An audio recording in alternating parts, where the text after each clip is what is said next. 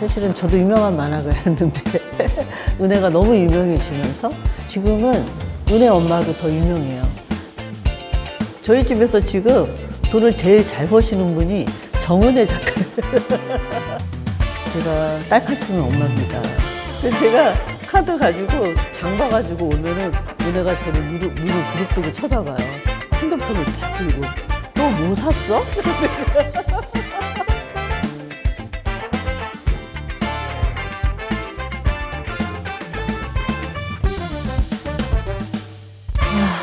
제 소개. 저 이름은 장차현실이고요. 97년부터 2000년 중반까지는 주로 시사 만화, 장애와 여성과 관련된 이제 만화들을 신문에 연재하는 그런 일들을 하고 있다가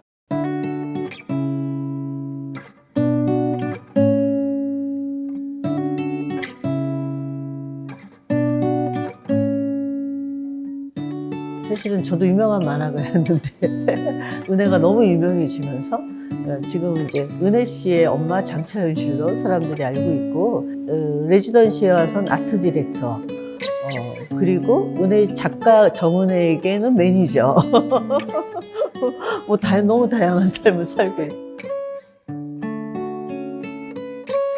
그렇게 여자는 그렇게 작게 그리고 남자 너무 크게 그리면 괴물 같잖아. 이런 거 없어? 겨우 했구만.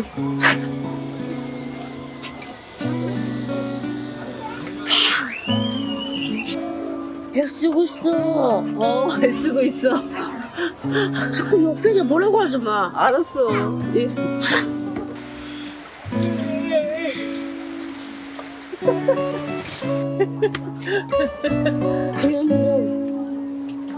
그러면서 뭐 어쩌고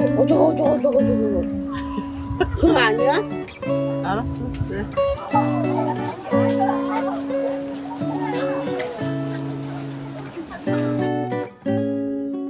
저는 그동안 참 열심히 살아왔던 것 같아요.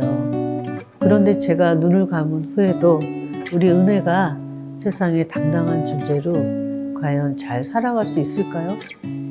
여러분에게 묻고 싶습니다.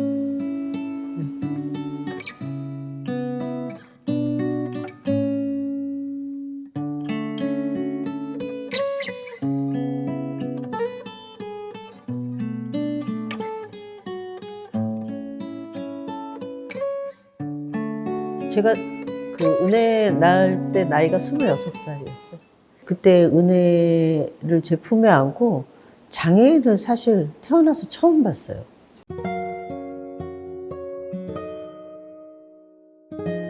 그 당시 1990년대에 우리 사회에서는 장애인으로 보기가 힘들었어요.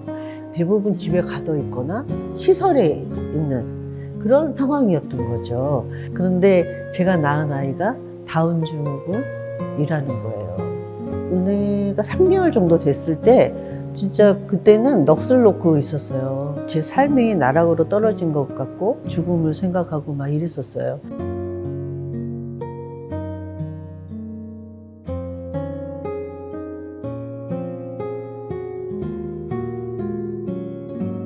스무 살부터 23살. 그때가 아마 은혜와 제 인생에서 가장 힘든 시기였던 것 같아요. 그 이전에는 은혜도 어리고 저도 또 젊고 건강하니까 은혜 한 사람 정도는 내가 충분히 케어할 수 있을 거라고 생각을 했었어요. 근데 막상 20살이 되니까 갈 데가 하나도 없는 거예요. 복지관조차 없으니까 정말 갈 데가 없고, 그리고 이제 교통은 너무 불편하고, 이제 그런 상황이 되면서 은혜가 점점 이제 고립되기 시작했던 것 같아요. 나는 학교를 졸업하고 갈 데가 없었어요. 직장도 없었고 그냥 아무것도 안 했어요. 집 한 구석에서 혼자 떼기를 하고 이불을 덮고 있었죠. 매일매일 동굴 속에서 있었어요. 그때부터 은혜가 이제 약간 정신적인 이제 아픔을 막 겪기 시작했는데, 처음에는 가벼운 틱으로 시작했다가 나중에 조현병이 이제 심하게 왔어요. 은혜가 혼자서 혼잣말하고 소리 지르고 막 또 아래층 아줌마가 밀어놓고 그래서 이제 사실 가족 중에 조현병 환자가 있다는 거는 그 가족의 운이 굉장히 어두울 수밖에 없고 힘든 시간들. 그래서 제가 은혜한테 그랬어요. 은혜야, 엄마가 너 돈 줄게. 30만 원. 나와서 일해. 그랬더니 은혜가 그럴까? 그러더라고요. 안녕하세요. 저 왔어요. 예쁜이.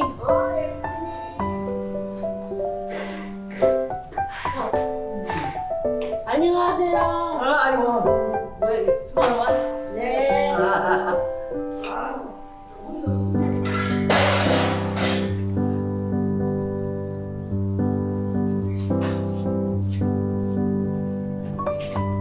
안녕하세요. 네, 안녕하세요.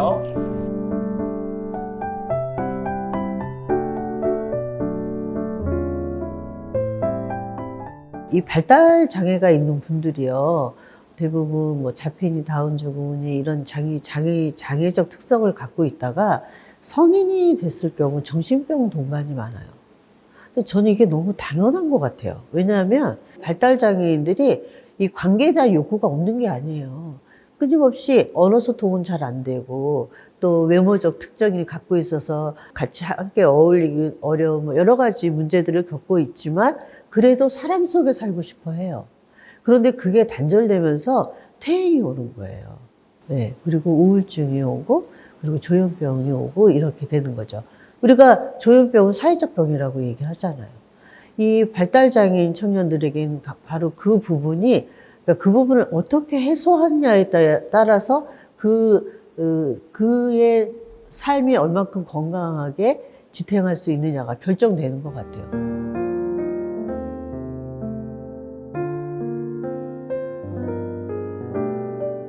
저희가 지금 일자리 사업을 권리중심 공공일자리라는 일자리 사업을 하고 있는데 30명이 일을 하고 계세요.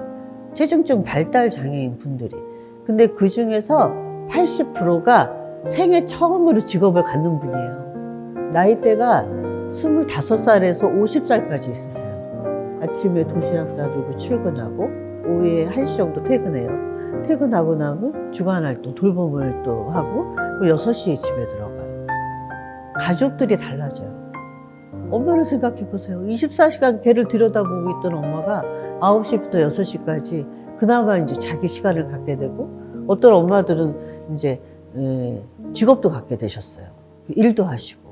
그 발달장애인의 삶이 어떠냐에 따라 나머지 가족의 삶이 결정되는 거예요. 그래서 그 한 사람을 살리는 일은 사실은 5사람, 6사람을 살리는 일이야. 이런 말을 제가 해요. 재밌다. 잘 그렸다.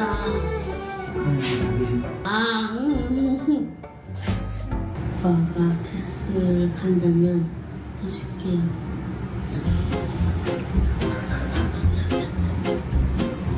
어딘지 말해요. 해줄게. 그치? 네. 사랑이야.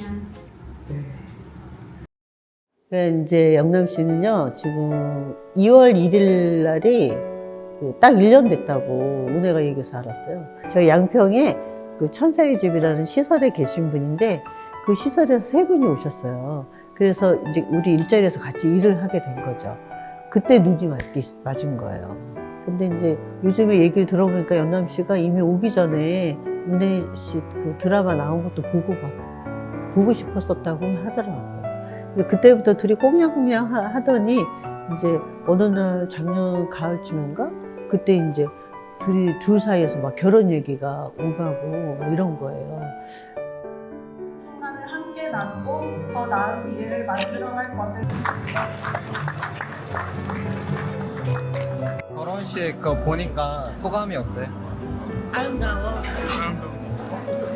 따라하는 거 아니죠? 이제 할 거야. 저는 이제 둘이 좋아하고 데이트하고 이런 거 오케이. 근데 결혼이라고 생각하니까 머릿속이 많이 복잡하더라고요.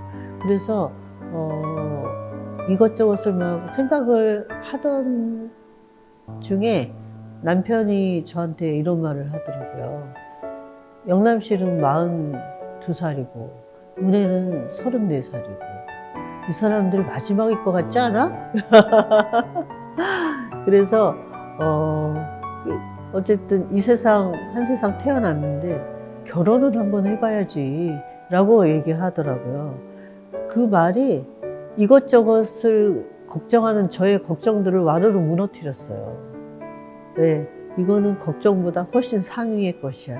상위의 의미야. 저도 동의를 하고, 그래서 이후에 생기는 걱정거리와 어려움들은 그때 닥치면 해결하자.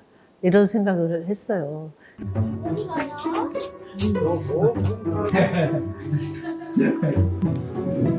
위험하다. 아이고, 우리 영남이 새끼는 어디서 이렇게 꽁꽁 쓰고 있다냐. 했는데. 저희도요. 할수 있을까 했는데 세상에. 내가 저번에 이런 얘기, 엄마가 아파서 죽으면 어떡하니? 뭐 이랬던가? 누가 물었나? 그랬더니, 괜찮아. 국가가 있잖아. 그러던데. 국가가 있잖아. 이렇게 말한 적이 있었거든요. 은혜는 가족 없이 살 수 있을 것 같아. 국가가 있잖아요. 장미쌤도 있겠다. 이성쌤도 있고. 그래서 미래의 삶이 아무 걱정이 안 돼? 안 될 거 뭐 있어요. 이렇게 해주는데. 걱정할 게 뭐 있겠어요. 그 말이지? 제가 몇 살인데 지금. 은혜가 아침에 일어나면 활동지원 선생님이 앞에 계세요. 그래서 은혜가 깨서 씻고 그러는 동안 지원을 계속하고 도시락도 챙겨주세요. 9시까지 직장에 내려줘요. 그리고 활반 선생님은 가세요. 그 다음에 이제 일자리에서 9시부터 1시까지는 근로지원 선생님이 이 사람을 케어해요. 직장에서는. 노동자니까. 그래서 1시에 업무가 끝나잖아요? 그럼 주간활동을 해요. 주간활동 선생님이 은혜를 6시까지 케어를 해주세요. 9시부터 6시까지 은혜가 다 케어가 붙는 거예요. 만약에 누가 장애인 아이를 26살 어린 엄마가 낳았는데 다가와서 괜찮아요. 당신이 장애인 아이를 낳았어도요, 이러이러한 지원이 있어서 당신에게 상담도 해주고 지원도 해주고 그리고 그렇게 힘들지 않게 살아갈 수 있도록 도와줄 거예요. 이렇게 얘기했다면 제가 그렇게 절망적이고 그런 느낌이 아니지 않았을까 하는. 그냥 수혜자로서 연금이나 받고 그냥 오롯이 있는 그런 존재가 아니라 스스로 일을 하고 그 일을 지속적으로 해내고 하면서 그 안에서 자기 성장도 이루고 이렇게 만들어 가는 것에 훨씬 더 국가가 정책적으로 초점을 맞춰줬으면 하는 게 저의 바람이에요.